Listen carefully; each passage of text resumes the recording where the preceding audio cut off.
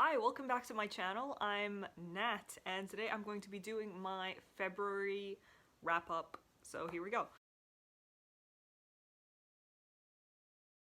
I had a really busy month the last month, so I did not read that much at all. I did not finish any nonfiction for a start, which is kind of a bummer considering I wanted to read more nonfiction, but I think with the amount of stuff that I had to read for university, which was nonfiction and just academic articles, I get a pass on that. I finished 3 fiction books, and one of them isn't even a book, it's a comic, so that's the type of month that it was. But, you know, we take those. So to start off with, the first thing I finished in the month of February was this comic, which is very, very thin.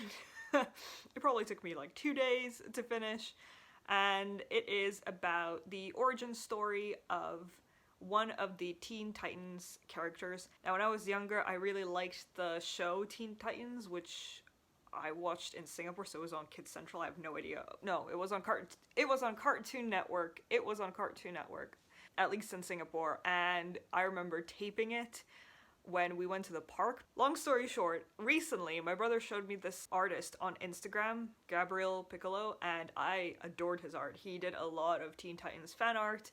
And then I found out that he was the illustrator for some of the origin story comics that are coming out, and I decided to get one for my brother for Christmas. That was kind of an easy decision to make. But yeah, his art is extremely gorgeous, and I am really happy that I read this. I think this was a very, very solid read.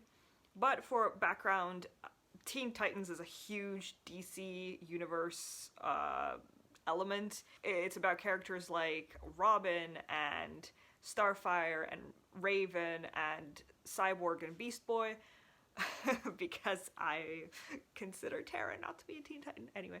But yeah, it's essentially about teen superheroes, and these comics that are coming out are about their origin stories. So this is about Raven. She probably has one of the most influential origin stories, at least in the Teen Titan universe, because a lot happens because of her backstory to the other Titans. You might have seen the show on Netflix called Just Titans, and again, it touches on the characters, but I think the origin story actually in the comics is a lot better. In this particular one, I did not really like the actress for the Titans show, just because I think the way that they decided to age the characters just was slightly odd. So what did I like about this comic? I like the art 100%. I like the fact that the origin story is a bit more, I would say, palpable to me. What I didn't like was that I guess there wasn't that much new info about Raven. It still was quite sparse and stable, so I think I gave this 4 stars. But yeah, I mean, if you like Teen Titans, I would recommend reading this, or if you want to delve into just a comic book series and don't know where to start, then I would say this is definitely an easy access comic to do that with. So the second book that I read in the month of February was Emergency Contact, which I mentioned in my 20 questions video that I did a couple weeks back. I'll link it somewhere up here if you want to watch it. The premise is there are these 2 teenagers, or new adults, that are heading off to college, or at least one of them is heading off to college. The other one works in a coffee house because he can't afford college, and through various just happenings in his life, that's just the way it is. Through happenstance, they have a situation which leaves them being each other's emergency contact, as they put it. And this is the story of how their lives kind of evolve and change, and they confide in each other about these changes and seek for help and assistance. At least that's what the premise promises. Now, why did I find this book? Because I feel like that's a bit of an important backstory here as well. So I decided that since Lunar New Year is coming up, I love getting into the feel of thematic events that are happening in the world, and Lunar New Year is huge, as well as with my past history of living in Asian countries, it means a lot to me. So I decided that I'm gonna try and find something because, you know, quarantine. I went online, looked up a list of Lunar New Year books. First of all, it's very, very hard to find anything that isn't a children's picture book.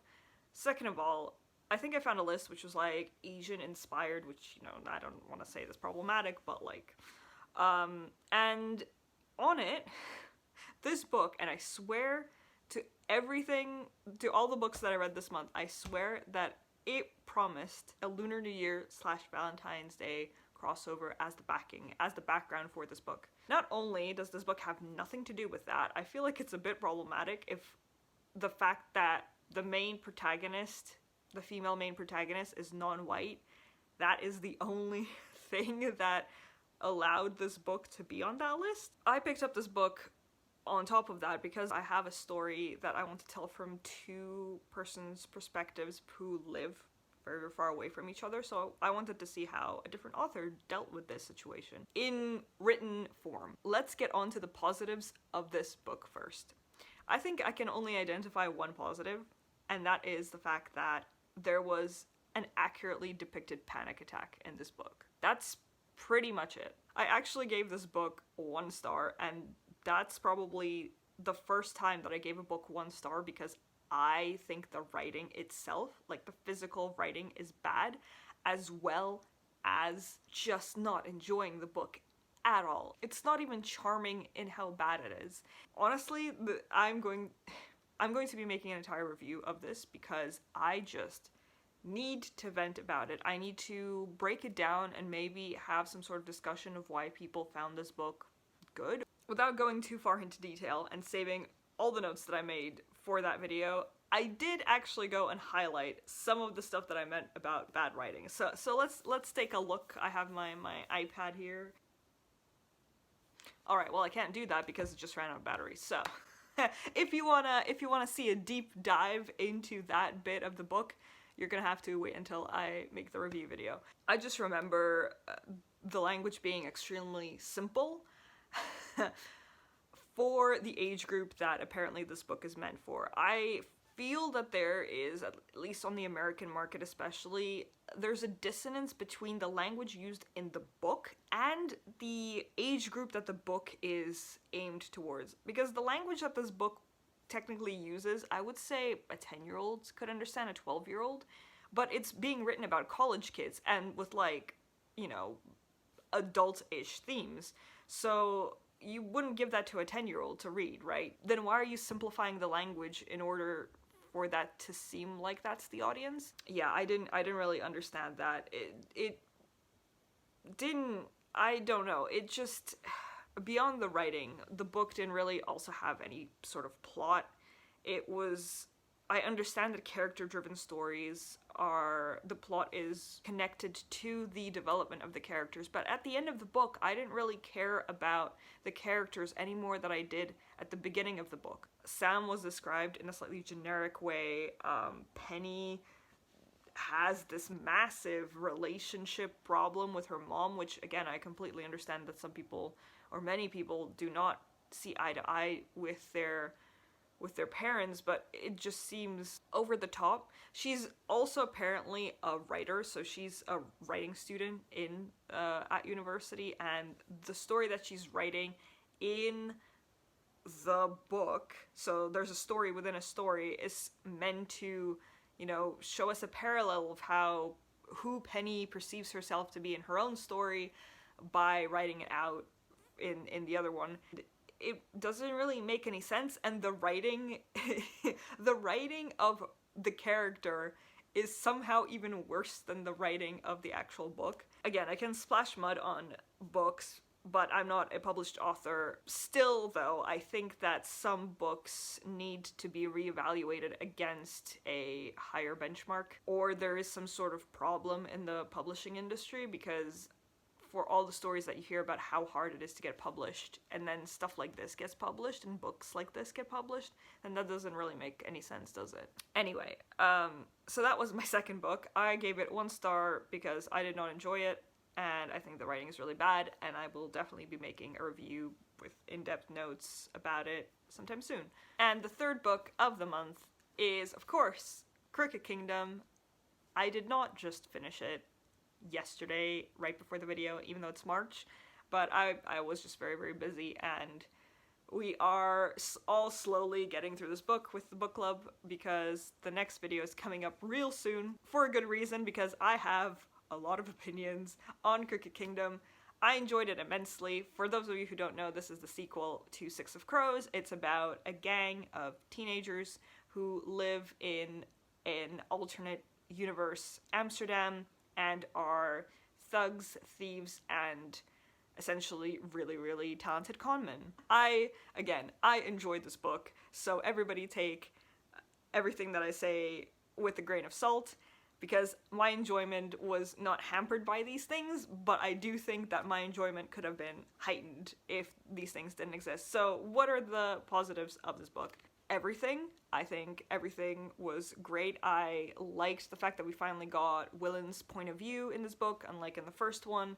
I liked the fact that this event, I don't want to say anything without spoiling it, but this event was kind of broken down into different stages. I liked the fact that it was snappy, it was witty, it was very illustrious. You really felt submerged into Ketterdam because that's where the entire book takes place in. Some of the things that I didn't like, which again will be discussed in the upcoming video, so I will link it here once it comes out.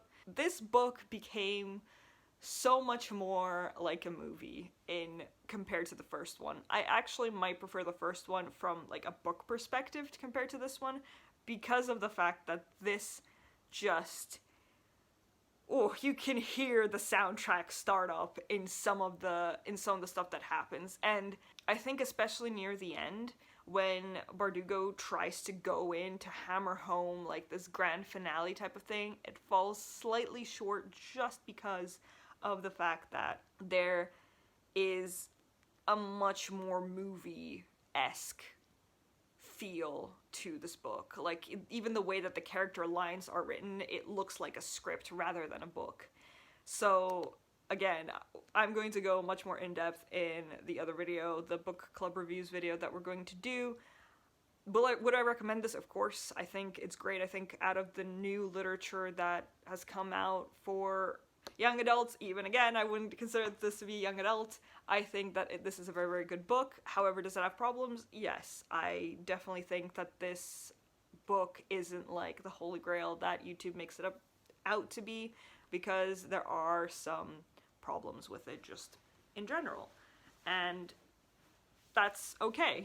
You know, that nothing is perfect. Very few literary masterpieces are perfect, which is why they're masterpieces. But yeah, I super enjoyed it. Of course I would recommend it. If you haven't read Six of Crows and Crooked Kingdom, even if you're a bit on the fence about it and it's like, oh, but it's YouTube's baby, why should I do this? There's a reason why it's so popular, and I think many people don't realize why it is. And a lot of it, I think, comes from just the writing on top of the thematic of, you know, found family. So yeah, that is what I read in February. So much, I know. Now coming to my carry-ons, which I'm going to go through very, very quickly because I think I mentioned them in my last video. So the first one is going to be Beyond the Known. This is about the age of exploration, how it shaped human history as it is. I'm enjoying this very, very much, and I am about that much in. As I said, I had a lot of nonfiction reading for university and just didn't get through that much. I'm also using the book darts that I got in the mystery book box from the American Book Center, and at first I was a bit skeptical because they're a bit hard to slide on, but they're really good. Essentially, I'm marking all the mentions of source texts, and which I want to go and check out. So like the tales of the travels of Marco Polo, or speeches, etc. So I am really, really enjoying this. I will talk about it more when I finish it, but so far, definitely, I am super happy that I own this book, and it was gifted to me by my friend. I do not have sponsors. This is a no ad, hashtag no ad. I just realized I messed up the order. Well, we're gonna start with nonfiction this time. And the second book for nonfiction that is carrying on is A Guide to Intellectual Property. I'm still stuck in the chapter on patents, which is just a very difficult, or a very apart area of law that I do want to know about it, but it's just taking a while. I know that it will pick up once I start reading about trademarks and copyright, etc. But at the moment, I'm stuck in patents. I hopefully will finish it this month because the library will reopen in April. I really want to go to the library again. But yeah, so far not much of an opinion. I do think it's a bit dry for a book. It's definitely not easy, but then again, a lot legal and economic books are usually just harder to read. So that is my nonfiction carry-on, and for my fiction, guess who's back? Wow, I still haven't finished Christmas at Lilac Cottage because this book I don't know. Actually, if anybody wants to bet, see how many months more it will take me to finish this book, then be my guest. I think that if I don't finish it by summer, because that will just be ridiculous, I'll DNF it, or like I'll pause it until next Christmas, maybe. I really would like to finish it, but yeah, it's something. It's just very bad. I think I mentioned it already in like 2 videos. It's just awful. I'm like more than halfway through, but yeesh. So it's still here. Then I started The Way of Kings by Brandon Sanderson, and I am just a bit of the way in because I wanted to finish Connection. Man, I can't even remember that. The title of that book is just that non-memorable. I don't know if I should have, because this one is definitely an adventure that is going to take a lot out of the reader. I think I read like the first 5 chapters. I read the first 5 chapters, and so far I can say that the prelude to the prologue to chapter 1 is reminds me vaguely of Kingdom Hearts with like keyblades and stuff. So yeah, it's a bit difficult to get into, obviously, because I think as with any fantasy epic, there's a lot of info dumping at the very beginning to explain how the magic system or whatever system works. So I would say this is this is a trial. Was a bit at the beginning, but yeah, I will be probably setting my sights on this book for the next month. We'll see how it goes. So far I like it. I mean, I've read very, very little for me to have any sort of opinion. I do like the writing. I will say that the writing, I think, is good. So that so far so good. Let's see, because this is just part 1 of book 1. There's 2 parts of that, so you know, it's still a lot to go before I have any sort of opinion. And the 3rd book, which, funny story, I think I mentioned this book before in a carry-on in like September or October, and then I placed it in a very hidden place inside my table, and kind of forgot about it, pretended I didn't see it, or I waited for it to strike me the desire for me to read it again, because in no way is it bad, but it is difficult. It is, I would say, it's very satiating. That's not even the word difficult, satiating. This book is very satiating. And it is, of course, Cloud Atlas. Cloud Atlas is broken down into 6 or 5 stories, each of them very, very different, with very, very different writing styles. So I feel it's not too out there for me to have stopped after 2 of them, because there, so I'm there, and this is my little sheet of paper where I'm writing out words, because in, I think, the first one, which was written with the language from like the 19th century, the 18th century, there's just a lot that I don't come across in day-to-day life. I really like this book, and I think that I am going to pick it up to read for March, or pick it back up to read for March, at least one more of the stories. So yeah, I think I'm definitely going to be giving it 5 stars. It's phenomenal in versatility that the author uses for, again, the different topics, the different characters, the different language. No qualms, it's just extremely satiating, so it's taking me a while. But yeah, that is the end of this video. I know that it was a little bit all over the place, but that's just Again, we take those. Thank you for sticking around. If you want to see more videos like this, or reviews, or other book-related content, then feel free to join and comment, and let's get to know each other. But yeah, I'm going to be off to do some more university work before a nice walk in the forest, and I will catch you guys in the next one. Bye-bye.